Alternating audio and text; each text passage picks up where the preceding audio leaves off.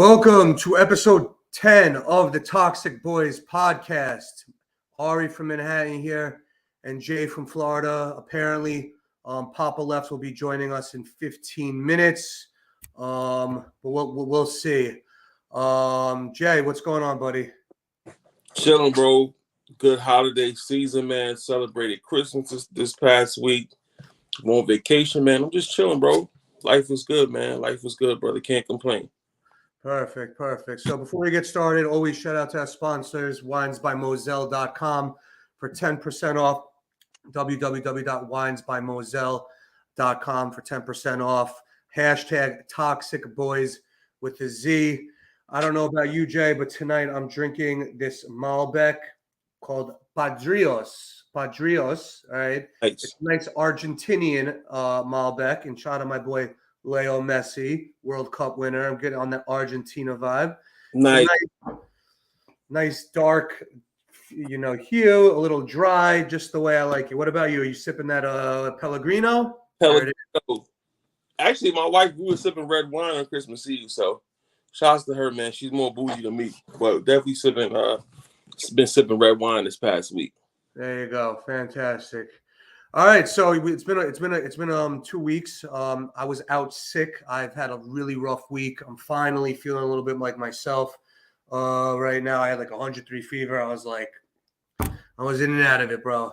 But we're back now. Knicks were on an 8-game winning streak. Everybody was shaking ass on Knicks Twitter. Oh my God.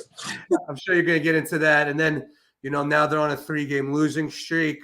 Just the ups and downs of a regular season, I guess. Talk to me. What are your initial thoughts? Yo, bro, like Knicks fans have to learn how to be more humble, right? I heard a lot of people saying you got to update takes. They were telling you got to update your takes. We got to figure it out. We got to do this. We got to do that. But yo, listen, man, this team is a 500 team, bro. You can't be humble. The basketball guys will humble you. So you got to take every game in stride. NBA season is super, super, super even. A lot of teams you wouldn't expect to win games are winning games. The Houston Rockets are beating up on teams the last couple of weeks. We play them this weekend. So, nothing's a guaranteed win in the league, especially now. It could go by, hopefully we don't lose tonight, but we could have a 4-game losing streak right after having an 8-game win streak. That's how fast the league comes at you. Right. We got to put ourselves in position where we don't get these super highs and super lows, and we need talent, right? If you're not going to play the talent on the bench, you need to go back and invest in talent, and the only way we can do that logically is through the draft. That's how I see it, man. Right. Yeah. I mean, yeah, I know. Listen, it's a lot of it is human nature. I used to trade stocks, and I still do on the side, and it's just the human psychology of euphoria and depression, right? And we as people always, we tend to be more like, for the most part, we tend to be prisoners of the moment, and but like I always said, in when it came to trading stocks, it's a mean reversion world. You always trend back to the mean. Obviously, I knew this 8-game winning streak wasn't going to last, and I know this 3-game losing streak, or if we lose tonight, whatever, that's not going to last, right? Always come back to the normal. I don't judge my predictions for the team or anything like that off of the wins and the losses. Right. And if I do, it's like a 20-game, 25-game sample size. Like now's a good time. How have we done so far? It's a third of the year done. We just finished Christmas. Right? How did we do the first third of the year? That's a sample size that we can analyze, and we'll go through that again. But I'm not going to say because we're on an 8-game winning streak, we're going to get to the second and third round of the playoffs. And if we lose 5 games, I'm not going to say that we're not going to make the playoffs. Right? Yeah. I judge it based on what I see. Yeah. You get like we think of the team logically, right? You get fans that are so fanned out about the Knicks that they can't even think about it logically. They literally go game by game. They go drink by drink in MSG. They don't really think about long term. How does this turn out for us? What does a winning season do for us long term? What does it do? Nick Jacobs said a couple weeks ago, he said that after the Mavs game, we was about 2 games away from losing Tom Thibodeau, right? So now you win 8 straight games, and that goes out the window. So a simple 2-game losing streak on top of how we were losing before would eliminate a lot of our problems, right? Right. And now it's to the fact where he has his job security back because he was able to string together these fake 8 games, right? So I was looking at October, November, and December in terms of numbers, right? We averaged the most points in October. The only glaring difference, we averaged 117 points in October. The only glaring difference I see from October to now December is that we're shooting the 3-ball a lot better. We almost at 39% now. We were shooting at about 33% in October. So, I mean, you give it take, but you slide out a couple guys hit a couple more shots. You know, it turns out you can win a couple games if your 3-pointers start going in. But it ain't the stats. When Steph Curry's out, obviously. Right, and then you got Mitch back. Mitch is playing good defense full time.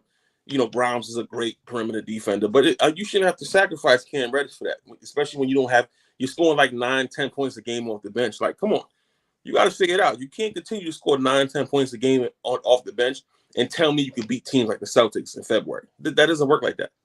So, there's no world in the world where the Knicks are beating the Celtics anytime. Before we continue, just want to shout out the chat. Shout out Foxy, Stephen Fox. He's got his own channel he does with Sports Vibes TV. Definitely check him out.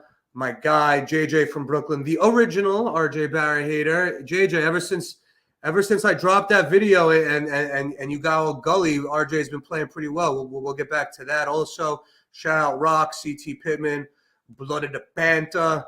Shout out to you. Who else we got in here? We got Poppa Left in here and Kenny. Shout out to you, Kenny. So let's start with let's start first quickly because we have a lot to cover, but quickly. Like quickly the player. No. Quickly, like the Cam Reddish situation, right?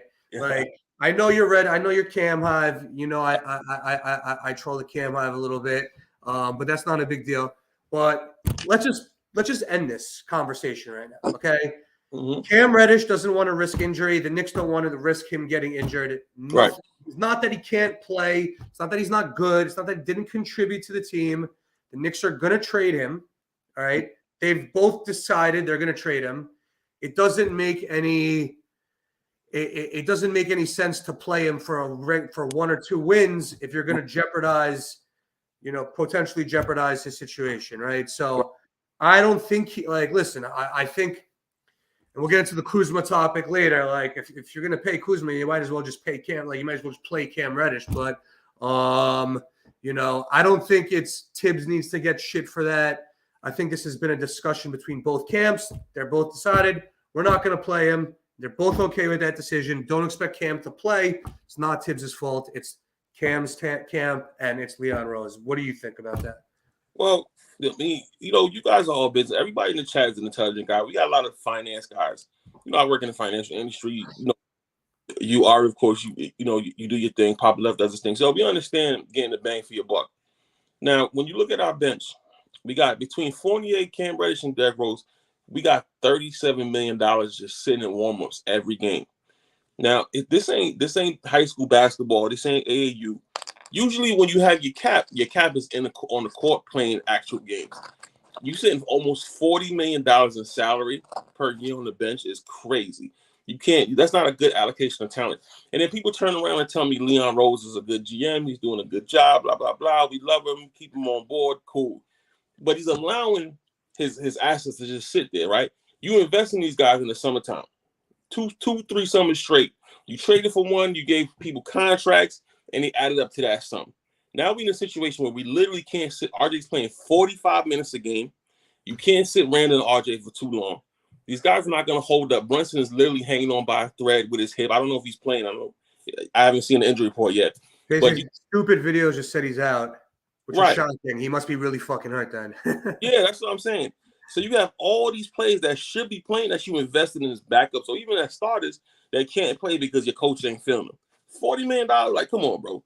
You got to figure this out. Even though you're successful, no normal NBA team is just letting $40 million just sit on the bench. The Heat do it with Duncan Robinson, but Duncan Robinson is the only high-dollar player that gets planted on the bench consistently. Every NBA player, once they pay a guy, they want that guy to be in a rotation. It just doesn't make any sense. No, well, listen, I mean, Evan Fournier was a bad contract when we signed it. I'm not surprised this happened right now. Right. Derrick Rose is an expiring deal, right? He's got, I think, a team option, so he's basically with expiring. Two baby mamas. Right? Yeah, that was pretty.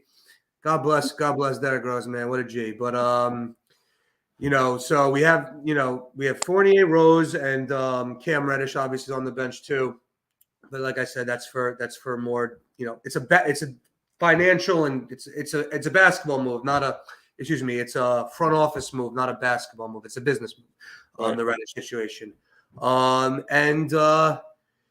Yeah, I mean, listen, the problem I have right now is like I tell Knicks fans all the time, you got to zoom out, right? Zoom out of this last 8-game winning streak, 3-game losing streak. Right. Zoom out, right?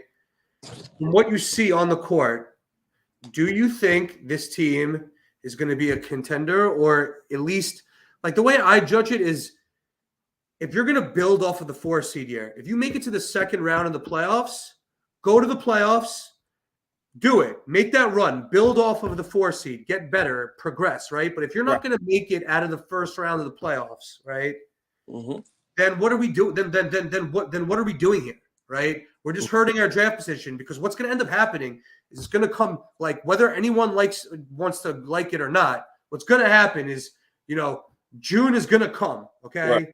June is going to come. The Knicks are not going to be in contention anymore, right? Because only the people in the finals are in contention then, right? And the Knicks are now going to have the 16th and the 18th pick instead of potentially the 10th pick or 8th pick or 11th pick or whatever like that. So we could get all crazy about this win streak. It doesn't make sense for me, man. Like either go after it or prioritize drafting development. This in between stuff, man.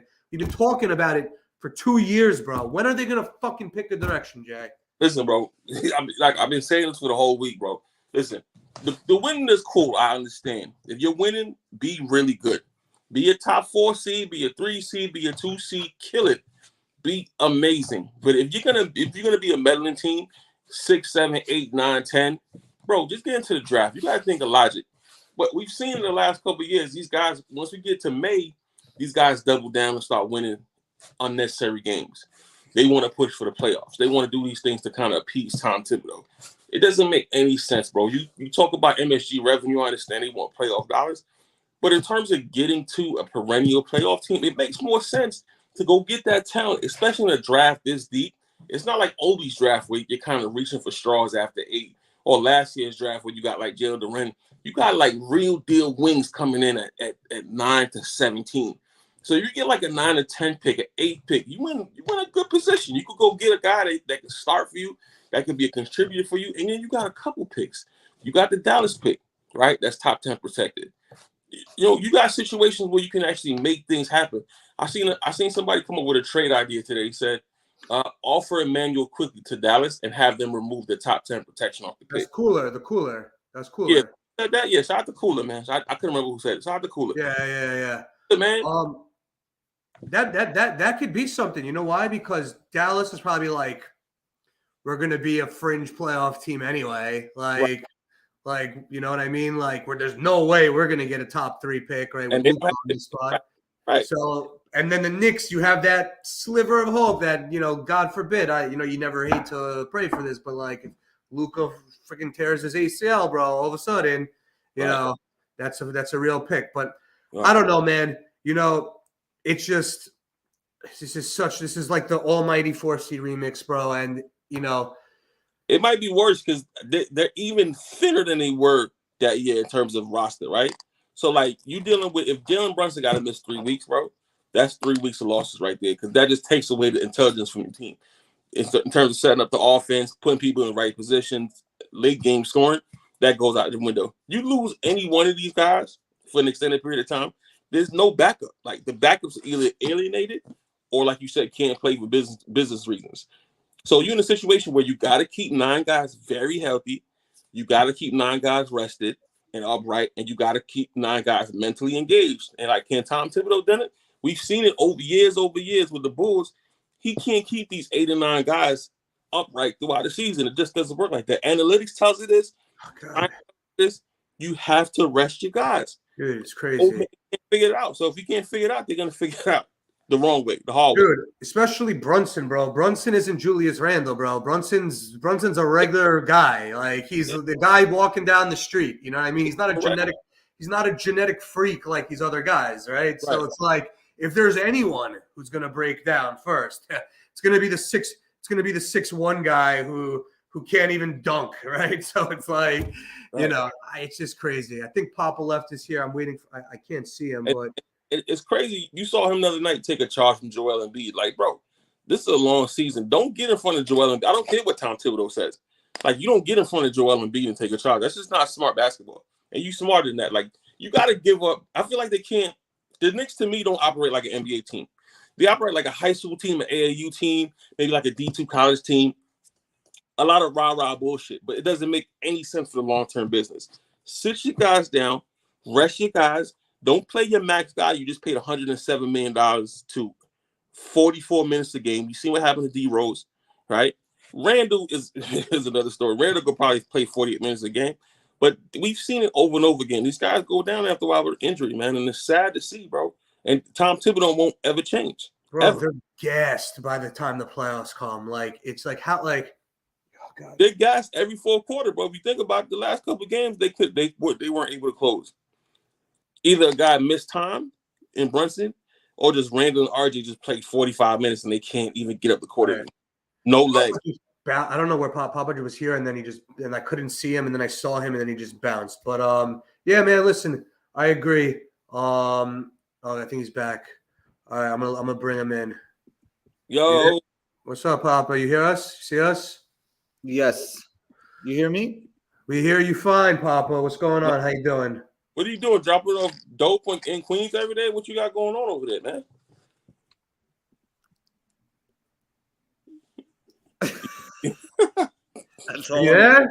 That's all I'm giving you right there. Oh, Lord Jesus. All right, next subject. Speaking of dropping off dope, Cam Reddish. Okay. Bro, I disagree with Ari, though. I think that the context needs to be added in there. Are we going to put the heat on the Knicks, or are we going to put the heat on Cam? Because I think at this point it's an embarrassment that he's not playing. Both. It's both. I think they're both irresponsible. But if I had to pick one, I'm going to go with the Knicks, because they should have never let this doesn't benefit them, right? None of this benefits them. It benefits Cam a little bit because he's getting paid the same amount of money. Right. He's getting paid the same amount of money to kind of just sit on the bench and do nothing. Let me take this tank off. But you know, I think that, you know, he's getting paid the same amount of money regardless if he plays or not. And I guess they're doing right by him, but they're not doing right by themselves by not playing the guy. So I listened to the show. I think it's been a great show so far. The ass shaking was at an all-time high, but you know, yeah, there's still some ass shaking going on. I think the Knicks are going to lose by considerable amount tonight with no Jalen Brunson. How many games misses? I think just one. I think they don't want to put him in a compromising position here, but we'll see. It's definitely Cam's camp, by the way, and I'll tell you why. First of all, I think it's both of them. I think they both agreed to this, and both of them. But Cam has more to lose than the Knicks do from playing him. Obviously, Cam gets hurt, God forbid. He's costing himself. What is it? Not eight figures. Literally 8 figures. He's costing himself if he gets hurt. Like serious money. Serious money. So yeah, but I don't think the only reason that I disagree with that is that what team is going to do Cam Reddish the favor of giving him the benefit of the doubt contract? No, he's got to prove it when at the trade deadline when he gets traded. But I don't even think he's going to go into a position where he's going to get much minutes. I think he's going to force himself to go to that position. that's the team he's going to get traded to. Is the team that's going to play. He goes to the Lakers, bro. And the Lakers have no talent, bro. They're gonna play. I was just watching the Mavericks play the Lakers, and I was watching more so for the Mavericks, but the Lakers are shot, bro. That's a team. By the way, I don't know if you wanted to skip into this, but potential trade partners. Like, what do you guys think? Yeah. What do you guys think is the best possibility for us, and who we should partner up with? I think there's a couple teams out there that really make sense. Ari or Jay, what do you think about potential trade partners? Before we get to the potential trade partners, I see 30 people in the chat, and for some reason I see 8 fucking likes, and this pisses me off. So like button, hit that hit subscribe. that fucking like button, all right? Biggest God. Jesus Christ, dude. we keep it level headed, right? We don't tell people to update their takes and get with it and wake up. Nah, bro, this is a long season. The basketball guys will hold y'all accountable. That's what's happening tonight, man. So hit that like subscribe button ASAP. Dude, I could barely. My throat is on fire, and I'm here using my voice. Poppa Left just finished his drug run to come back for this, and the least you can do is do the likes, all right? Bro, is a long ass drive. Shout out to you, brother. Yo, that is a drive. Yo, Queens to Jersey, dude. During that time, you texting us? Oh boy, Pathetic. It was pathetic.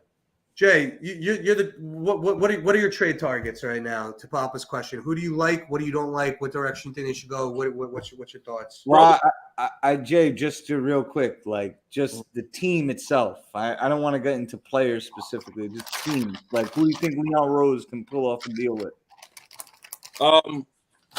We've long rumored with the Lakers, in terms of Cam Reddish. I'm sure some playoff team will find something to do with Evan Fournier. But my concern is, like, are you going to take back more money? Are you going to take back more years than another guy? Are you going to try to find help? Or are you just trying to eliminate the luggage? That's my problem. Because if you're taking on more minutes and you're taking on more money and contracts and just commitment, I don't know if I want that, at the same time. So, I don't know, man. Yo, What do you think of LaMelo? What do you think of LaMelo Ball? I like Melo. The game. He got the biggest. His shoes is the highest selling shooters this fourth quarter. He got the best shoes and not even the Nikes or Puma. The kids love him. He's a hot boy, though. Oh boy, Jay's went dark. We got two. Yeah, LaMelo Ball's only making. He's only making. He hasn't hit his rookie extension yet. No. Yeah, Michael Jordan ain't trading us LaMelo Ball. No way in the world. That'll never happen. But I love him, bro. That'll be my target. For sure. Yeah. I think box office. I think we need a big guard. I think we need somebody to push the pace, get his own shot. I just feel like LaMelo and Brunson in the backcourt, you get a Luka type situation. I just want talent, bro. I need box office talent, man. That's all I want, bro. I like him. I don't know. You know where I stand on this. I think we got to get rid of the luggage, like you said. Don't take any long-term money, obviously. Bro, I've heard. Here's what I've heard. I've heard Eric Gordon. I've heard Tobias Harris. That's scary to talk to me. Oh my God, that's concerning, bro. Like, I've heard this a couple times these last couple weeks. Who dropped? Oh, Ian Begley dropped the Tobias Harris story. But that somewhat makes sense because he's an expiring deal. Right. So Is he? Yeah. Next year. No, this year. Is he? Oh, this year. I thought he had one more year, bro. I swore I'll look that up. I'm pretty sure Tobias. I think he has one more year, dude. Yeah, he got one more year. But then you got to upgrade Obi Toppin. You got an experienced guy, but like, where does that set? I mean, how does that set you up for the future? Like, what are these guys playing? That's the problem. Plan is to win now. Their plan is to win now. That's their plan. I mean, it's not my plan. No, he got one more year. It's a $39 million after this year. I told you. So now you committing to 2 more years of Tobias Harris. I think Eric Gordon might be a free agent after this season. Listen, I didn't know that. I could be swayed on the. Listen, man, you know about me. I'm all about cap flexibility and whatever. Did you do Fournier and Rose and a draft pick for Tobias Harris? No. Once you say draft pick, I'm out. No. I'm not trading no picks, dude. Unless it's for someone who can make a difference. Like for LaMelo Ball, I trade picks, dude. You know what I'm saying? But no. But You asking them guys to send you what is he the third highest score or fourth? They fourth. Yeah, Tobias. The only reason why I think I get it that a lot of Knicks fans are out on Tobias, and we actually talked about this on the last show, but like Tobias Harris has a lot of experience playing off other guys, and he's been humbled at this point of his career. And I think he would experience a bit of a resurgence on this roster with this collection of talent. But he wouldn't be a target of mine for sure. No, he's a New York guy. I used to play against his team, not when he was on it, obviously, but he was on from Dix Hills, Long Island. So I did play against Danny Green, regardless of what anyone says, but not Tobias Harris. But they're both from Long Island. Listen, bro, whatever they trade, I want draft picks, right? I want draft picks, or I want big money that's expiring this year or in or next year latest, like Tobias Harris, right? Here's the problem with me, the Knicks, right? You got Quick. Quick been playing like trash the last couple weeks. He can't hit a jump shot for nothing. He's not a reliable shooter. He's not a knockdown 3-point shooter, but he's taking mad threes. The kid clearly wants a retool. He wants a reset. The kid clearly wants to change his family lives. He wants to get paid. What do you do with Quick? What are you going to do with Obi? Are you going to sign them two guys, or are you going to contracts? I don't think that the Knicks are like when you go get your oil changed and the mechanic comes back with that long list of laundry things that you need to fix about your car, and they'll Knicks drive off like, hey, I only wanted to spend $40 today. I'm good. Like they are not. I don't see them being aggressive with Quickly or Obi. I don't know how you feel about that, Ari or Jay, but I don't see that at all. Like I don't see any type of foresight or forward thinking with this regime. They don't do that. So we letting guys get to restricted free agency? Like is that what we doing? Probably, or they get thrown in as like a filler. Or they get traded next deadline. Yeah, or in the offseason as like a filler, like, hey, we'll give you Quickly, we'll give you Obi, we'll give you draft picks. You know what I mean? Similar to the Donovan Mitchell situation. But I'll run through a couple expiring deals this year. And here's the thing. There's no free agents this summer. So the free agents this summer is Russell, Chris Middleton, James Harden, Kyrie Irving, Porzingis. All five of those are not going to be Knicks, okay? Russell Westbrook or D'Angelo Russell? Russell Westbrook. Oh. Kevin Love, D'Angelo Russell, Nikola Vukovic, Draymond Green, Fred VanVleet, Harrison Barnes, Jeremy Grant. Harrison Barnes is not going anywhere. Jeremy Grant's not going anywhere. Miles Turner might be moved. Bogdanovich might be moved. Karis LeVert, I don't see him being moved. Oh, man, he's 34 and he got this. Gary Trent. Would you guys want Gary Trent? That's intriguing. He's intriguing for me. Would you want Malik Beasley? He's intriguing too. Would you like Will Barton? No. Terrence Ross? No. Old. Kuzma? Yeah. Oh God. How about Jordan Clarkson? Like Clarkson too.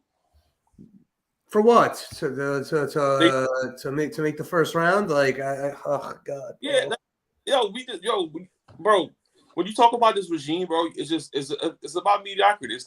We ain't talking that Southside vibe tonight, dude. It's just an era, dude. I think he might be right. Honestly, I've been thinking about that take. Right, and then you got other people upholding the franchise and the front office and kind of fighting us off. We all need to be in the same accord of getting long-term substantial talent, bro. Like if you're not getting us that, you don't tell me there's steps. Don't tell me you have to do things a certain way to get. We need to get into the draft and go pick our long-term talent. What about Jake Crowder? No, bro. No. There's no winning players available, bro. There's no winning players you can trade for, and there's no winning players available in free agency either. Whoever they sign, if they have cap space, whoever they sign needs to be those 1 year deals where it's like team option for the second year, all that's what it needs to be. Because in 2024, you have Jaylen Brown, you have You want Lonnie Walker? You have other. There's other. I forgot who else is there. Here's the problem, Ari. Here's the problem. That you're talking about Steve Mills vibes, right? 1-on-1 deals. Now you got guys that are agents running the Knicks, so they all about relationships and doing right by the players. You've noticed they haven't done that the whole time they've been in charge. They've given guys. Everybody's getting paid. Everybody's getting paid. Everybody gets paid. Everyone gets paid. Leon Rose and them. They ain't saying Scott Perry. So they paying dudes. They want to be They want to be perceived as a different organization. So they paying everybody they go after. Everybody gets a check. It's terrible fucking business. Shit, bro. This like this. Yo, you can't tell me that we shaking ass and that we're bad. There's literally no way to win a championship unless we get rid of these guys. I have a question for the panel. Of the Knicks starting five, who do you think is the first to leave and why? You asked this question. Good question. Shit. I know. I know what it's between two people. Go ahead. Randle and Mitch. Because they're not trading Grimes. I could see them easing back off of Grimes and making him into a bench role. I could see that. They're not going to trade RJ. They're not going to trade RJ right now, but in the offseason, I could see them doing it. See, listen, I've been I'm happy he's playing better, but I've been lukewarm on RJ. Like, trust me, I'm not like a fan. Like, I don't think he's as bad as I thought because he's been playing better. He may not be like a bust, but I'm not that big of a fan. The problem is he's too young. He's still an appreciating asset. He's going to get better and better. Whether he's never going to be, I don't think he's going to be superstar, but trading him now would be a mistake. You trade him in a couple of years, if anything. I think all of the starting rotation, all of them exist in that timeline. That's why the era comment comes in. It's an era because what's going to end up happening, and to Jay's point, they're going to maintain this relevancy. Like, oh, we're 6 seed, 5 seed, 7 seed, 3-game win streak here. This to keep the buzz going. Everybody gets paid. They keep their jobs, right, for another 2-3 years, and then in 2-3 years, that's when the era will be over, and we'll see what we have from there. But unless they get some type of transcendent player in the draft, but probably not. But you got to make a decision to get a transcendent player. These guys are locking in on mediocrity, bro. It's bad, man. Shout out to the chat though, man. Shout out to CT Pittman, my boy Suffering, man. John, Stephen Fox in the building. Blood, Kenny Payne, Fake Page in the building. My boy Rock talking about the tank. Nick, Scar, always love, brother. VSN Basketball. Everybody that shows us love, man, hit that like and hit that subscribe button, man. ASAP. JJ from Brooklyn. What up to the original Toxic Boy? Everybody, man. Shout out to everybody. Yeah, for sure. How am I doing with not cutting people off this episode? You're doing amazing, honestly. You're doing amazing. You're moving the ball correctly. I like it. Yeah. Definitely. So it was Randle or Mitch. If you had to pick one, who would it be? And then Jay from Florida, give your answer. It's going to be. I think it's good. I think it's tough, man. But I think it's good. I think it's going to be Mitch. I think the opposite. I think Mitch is a good value. He's been playing well, and I feel like I'm just thinking about the negotiation table. Like, who's another GM going to want to go after? I think Mitch you can kind of find out there in the draft and in free agency. So I don't see you running after Mitch, especially with the type of money that he makes. Randle contender.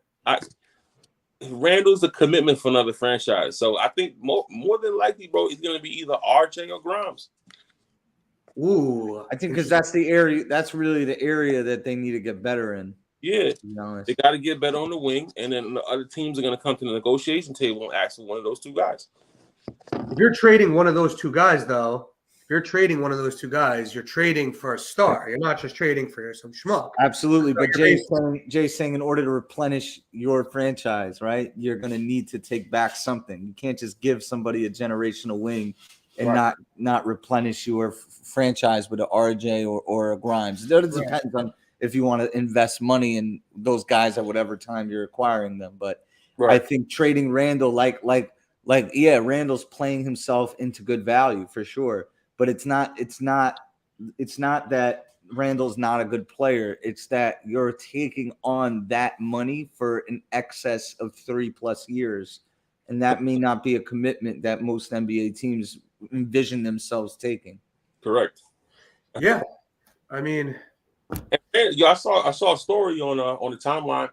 Some kid was like from Dallas, and he was explaining he was playing high school basketball around the same time. Randle was playing. He was like, yo, Randle's so good.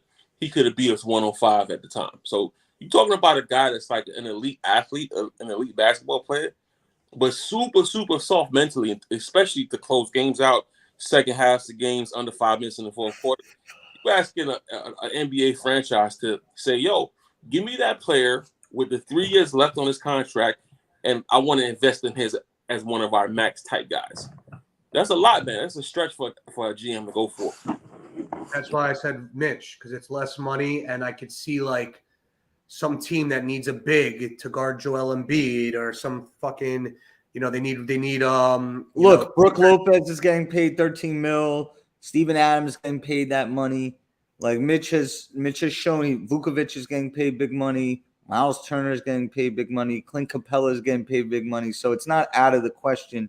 But usually those teams are kind of like all those players have been in those franchises they stick around for a big price, and they're going to stay there for a big price. You're usually not trying to sign that type of player. Yeah, they stick around. Or acquire that type of player. You kind of just you sign them first, or you acquire them, and you're kind of stuck with them. So RJ or Grimes, man, it got to be RJ or Grimes going first out of those two. It's interesting, man. It's going to be interesting. The way, I don't see, bro. When you have people behaving like they were during that 8-game win streak, bro, and you have a GM that thinks the way they think, you got a coach that thinks the way they think, we're locked into this era, man. Like we're gonna have to it's gonna have to have something extreme happen to get rid of these guys, bro. Like we need luck. We have to lose games. Well, you always need luck. If you're gonna win anything in the NBA, you always need luck, dude. You think the Raptors win that championship without Klay Thompson getting injured or whatever? Of course not. So it's like, luck is always everybody's out for the Knicks tonight. They got Alan Hahn doing the on-court like beat report shit. Oh, like the pregame shit. Everybody's out for the Knicks tonight. So what do you think? Like, what do y'all think? How do you think this season plays out? First off, did we get to the play-in? Are we a top 4 seed? Where do we end up? I think we end up 6th or 7th or 8th, and I think we end up 6th, 7th, or 8th. I think we make the playoffs, whether it's through the play-in or whatever. I think we make the playoffs, and I think we lose in 6 games in the first round. And then you're going to have people on Knicks Twitter saying, "Oh, we made progress. We didn't win 1 game in the playoffs. We won 2 games in the playoffs. Let's bring it back, run it back, and then do it from there." That's that's literally what I think is going to happen. What do you think? I mean, the chemistry has been pretty dope. I'm not gonna lie, the chemistry's been pretty dope the last 2 weeks.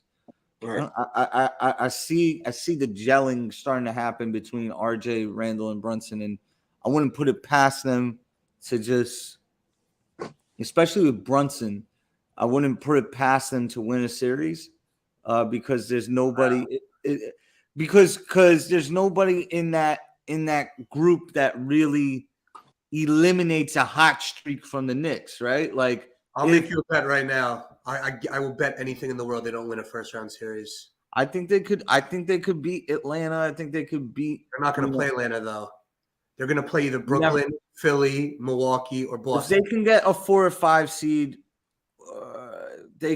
5 seed, man, I wouldn't put it past the Knicks in winning. If they get a lower echelon seed, like a 7 or an 8, and they already got to play in, and they got to play Milwaukee or Brooklyn or Boston. Basically, put it like this: if they play anybody but Milwaukee, Brooklyn, or Boston, they could win a series. Really? No.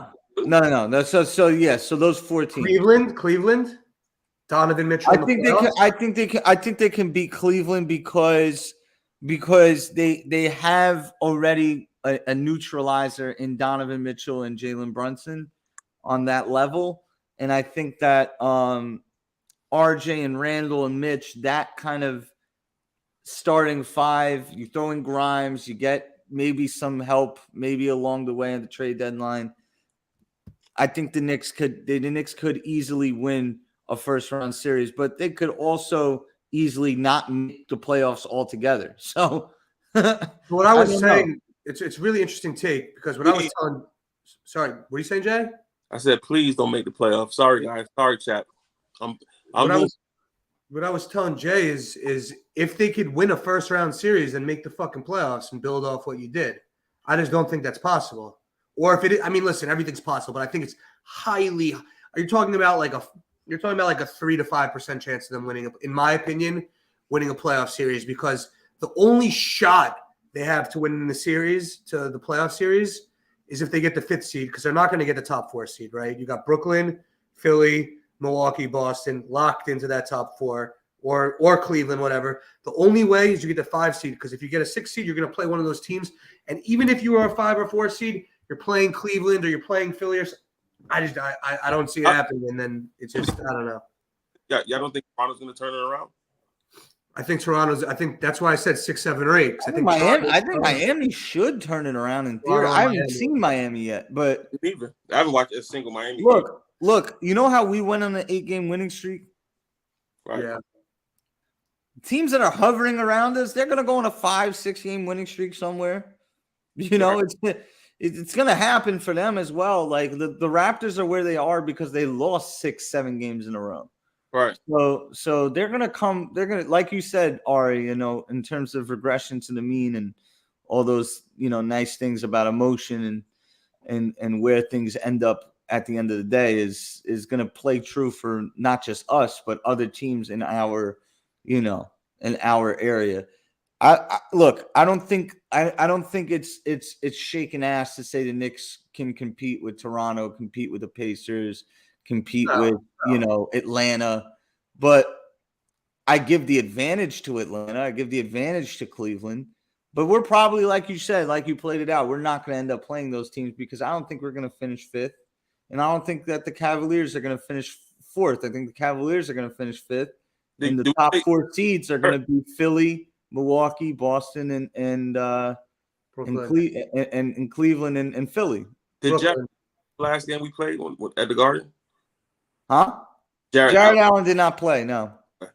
Yeah, so then you got competition from the key to the Knicks, man. I was telling Ari before you got here is they got the same stats they had in October, right? They're making the 3-ball at a considerably better rate now. Yeah, I heard that.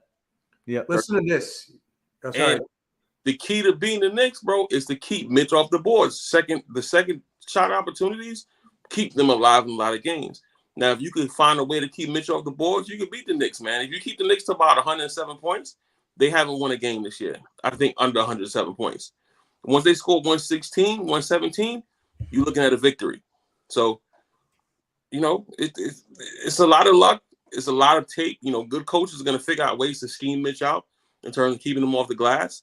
And they're going to run him off the 3-point line, keep the 3-point percentage down and the shots down, and then you got a way to beat the Knicks, man. But as long as we're doing those 2 things, we'll be successful. Boy, that is a good point about Mitch and the 3-point line and the rebounding. That was a very good point, Jay. I think Tom Thibodeau teams play the regular season like it's the playoffs. Right. And the Tom Thibodeau team makes the playoffs, and they're playing just how they were in the regular season, except the teams that they're playing are now stepping their game up. Now they're fully focused. Now they're fully engaged. I feel like the Knicks do not translate in the playoffs. I think Julius Randle, under the pressure, when teams are scheming against him, taking away what he likes to do, I think he's going to, not do well. Same with RJ Barrett. I think the Knicks are not built for the playoffs. The only person that's built for the playoffs in the Knicks is Jalen Brunson. He'll help them out. But like I said, once you put length on that guy, and once you blitz him on the screens and make someone else beat you, someone else is going to need to be able to close. I don't think the Knicks have that guy. I think they're going to underperform in the playoffs when they get there. That's my personal opinion. That's if they don't acquire somebody at the deadline. Or they give Grimes more shots. I think that's even if they do acquire someone at the deadline, unless they acquire someone like really good. But yeah, I wouldn't put it past them either to do that. Zach LaVine or something like that. Look, it may not be Zach LaVine. It may just be someone we don't know. But I'm just saying, like, Bradley Beal. This team is it's not as flexible as people think they are. They're just not. It's terrible. What are you talking about in terms of the cap, They have a lot of assets, but the assets aren't like jump up in the draft assets. You know, they have a lot of young players, but it's not. They're more consolidation players. So look, if I were the Knicks, I would do what Ari said and pretty much put get the distractions out of there. You know, see if you can trade Randle. Probably not going to be able to, but make a decision on that either way. If you're not going to get off Randle, trade Obi, because right now his value is dying. It's not going to get better here. You know, sometimes it's the hardest thing to do in life is to admit a mistake and close the book on it. You know what I mean? And I think with Obi right now, it's reaching that level. It's not there yet, you know. Right. By the way, like a really mean thing that I could say, like a really toxic thing, like my most toxic take. Never wish injury on anybody, but the best case scenario for the Knicks would be Randle gets a season-ending injury on the heels of his performance this year. Obi comes back, gets all his minutes and all his production, and then you go into the offseason.